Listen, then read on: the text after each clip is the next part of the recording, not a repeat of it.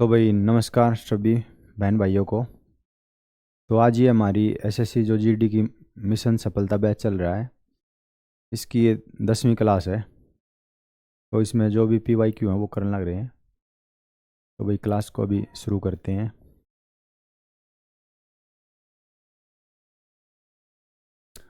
तो इसमें जो पहला प्रश्न है हमारा, वो है भारत एशिया के किस भाग में स्थित है। तो जो भारत है वो दक्षिण एशिया में स्थित है।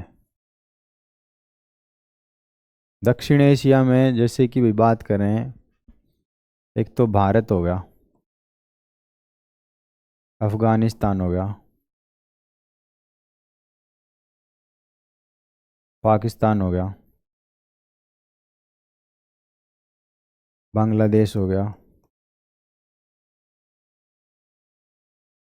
भूटान हो गया, नेपाल हो गया और श्रीलंका। तो ये आपके दक्षिण एशिया के देश हैं। तो समझ में आया होगा भाई। अगला देखते हैं। अगला है, निम्नलिखित में से किस त्योहार में 14 देवताओं की पूजा की जाती है और यह जुलाई के महीने में मनाया जाता है।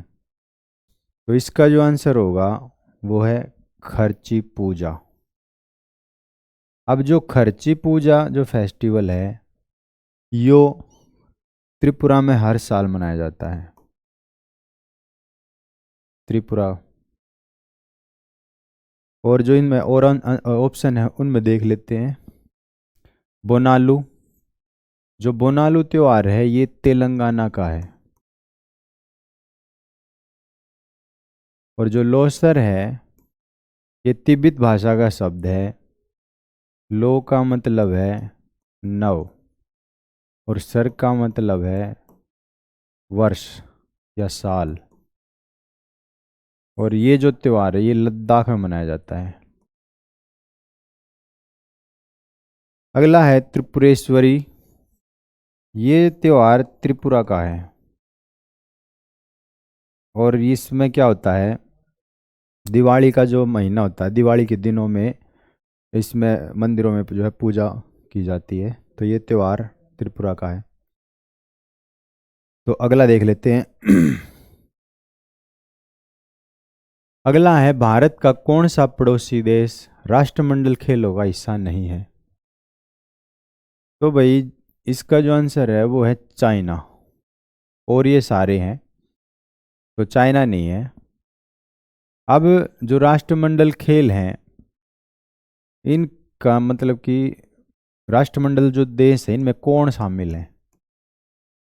तो राष्ट्रमंडल में जो भी ब्रिटेन के अधीन थे,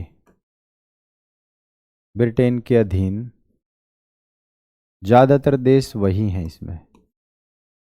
तो इसमें लगभग 54 देश हैं। दूसरा, जो पहले राष्ट्रमंडल खेल हुए थे वे 1930 में हुए थे और कनाडा में हुए थे। कनाडा में एक जगह थी हैमिल्टन।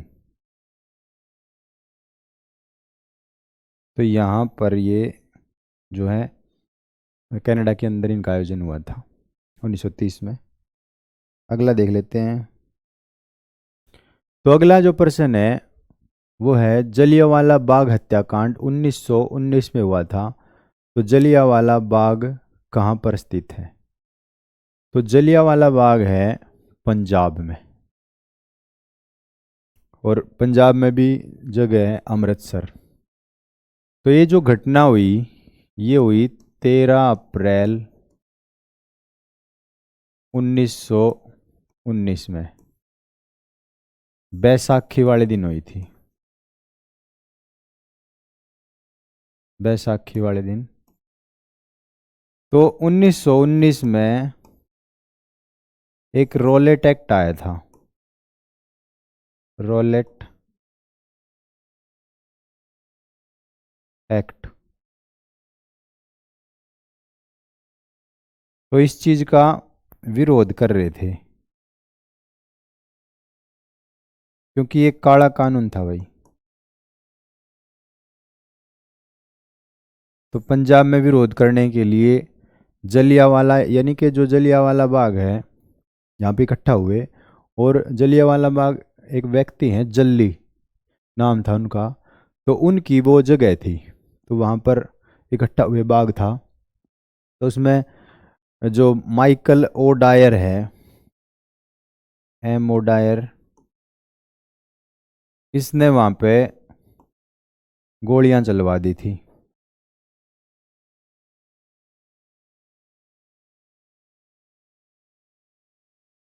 तो इसमें बहुत सारे जो बेकसूर लोग थे वे मारे गए थे। तो इसमें इतना ही। अगला देखते हैं।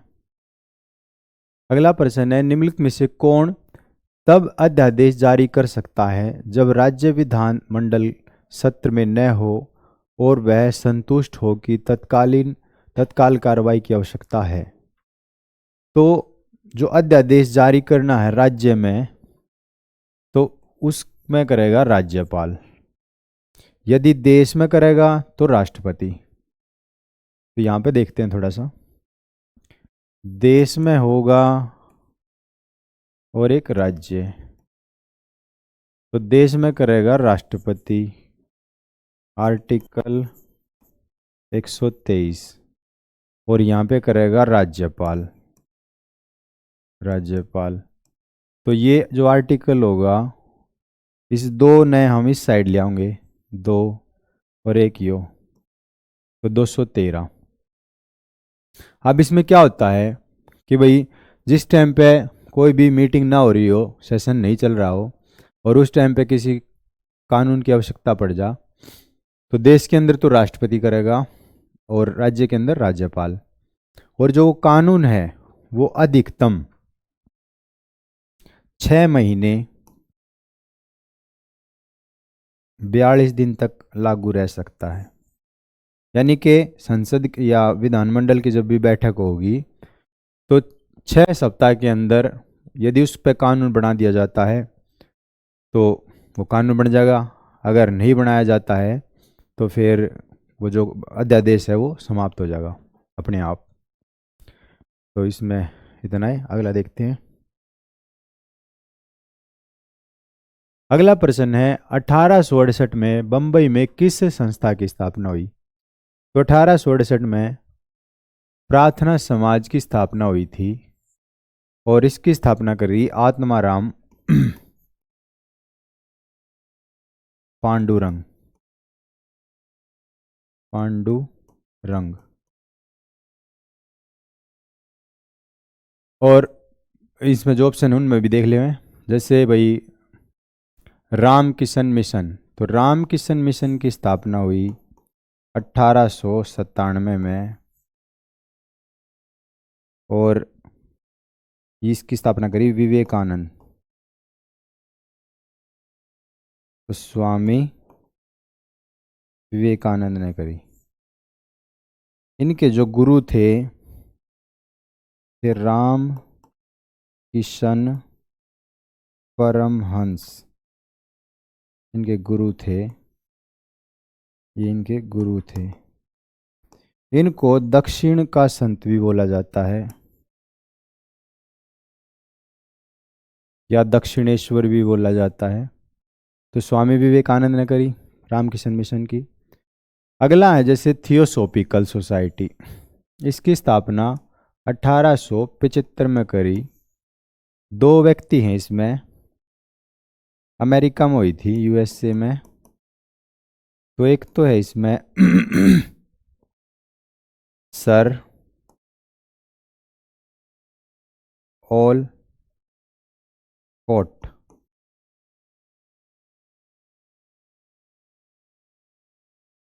सर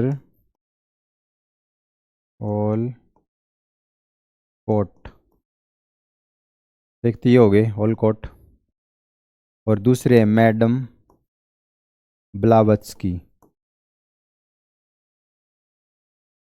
तो मैडम ब्लावत्स्की, ये दो व्यक्ति थे। फिर बाद में ये जो थियोसॉफिकल सोसाइटी है, इंडिया में आ गई थी मद्रास में 1879 में ये पहुंच गई थी मद्रास। फिर ये जो सर ओलकोट हैं जो सर, इनकी मृत्यु हो गई थी। फिर उसके बाद एनी बेसेंट इसकी अध्यक्ष बनी थी। अगला है इसमें ऑप्शन युवा बंगाल आंदोलन। तो इसकी जो स्थापना करी वो करी हेनरी विवियन डेरोजियो ने। तो हेनरी विवियन डेरोजियो के द्वारा जो है इसकी स्थापना की गई। और इनकी जो स्थापना करी थी 1926 में करी थी। युवा बंगाल आंदोलन चलाया था। अगला प्रश्न है राष्ट्रीय महिला आयोग की स्थापना जनवरी में संवैधानिक निकाय के रूप में हुई। तो कब हुई? तो 1992 में हुई थी।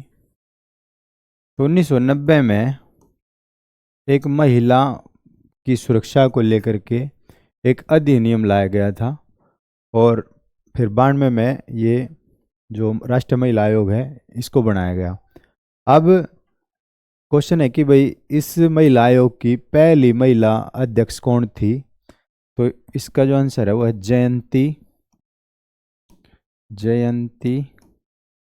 पटनायक। यानी कि भाई जो भी महिलाओं को कुछ कहेगा तो जयंती लगा लो, उसको पटक पटक मारेगी। तो इस तरह हम याद रख सकें। अगला प्रश्न है संथाल नामक जनजातीय समूह ने बगावत कर दी थी। तो ये संथाल जो विद्रोह हुआ ये कब हुआ? तो इसका जो आंसर है वो है 1855 में हुआ। तो 1855 में जो अंग्रेज थे वो उनकी ज़मीनों पर कब्जा कर रहे थे। जो संथाली जनजाति है या जो भी जनजाति है वो प्रकृति से बहुत ज़्यादा उनका लगाव होता है, पेड़ पौधों से, और उसको वो भगवान के रूप में पूजते हैं। दूसरा, जो अंग्रेज है उनकी ज़मीनों पर भी कब्जा करना चाह रहे थे और पेड़ वेड़ भी कटवा रहे थे। तो इस बात का जो है संथाली जो लोग हैं वो नाराज़ हो गए। तो फिर ये आंदोलन हुआ, बगावत हुई। तो इसमें जो है एक तो है सिद्धू और दूसरे हैं इसमें भैरव और चंद, ये प्रमुख इसमें नेता थे। और इसमें इनकी जो सिद्धू थे इनकी जो बहन है वो भी थी, फूलो और झोना। इनने भी इस आंदोलन में बगावत में भाग लिया था। तो इतना समझ में आया होगा भाई। चलो भाई अगला देखो, उत्तर प्रदेश के साथ किस देश की अपनी अंतर्राष्ट्रीय सीमा साझा करता उत्तर प्रदेश? तो इसका जो आंसर है वो है नेपाल। अब जो नेपाल है इसके साथ किस किस राज्य की सीमा लगती है? तो एक तो लगती है इसके साथ यूपी, एक उत्तराखंड हो गया, एक बिहार, और एक हो गया भाई सिक्किम, और एक हो गया पश्चिम बंगाल। तो ये जो राज्य हैं उनकी सीमा टच करेगी नेपाल के साथ। यदि हम चाइना की बात करें तो चीन के साथ लगती है, सॉरी, चीन के साथ लद्दाख, हिमाचल प्रदेश, सिक्किम,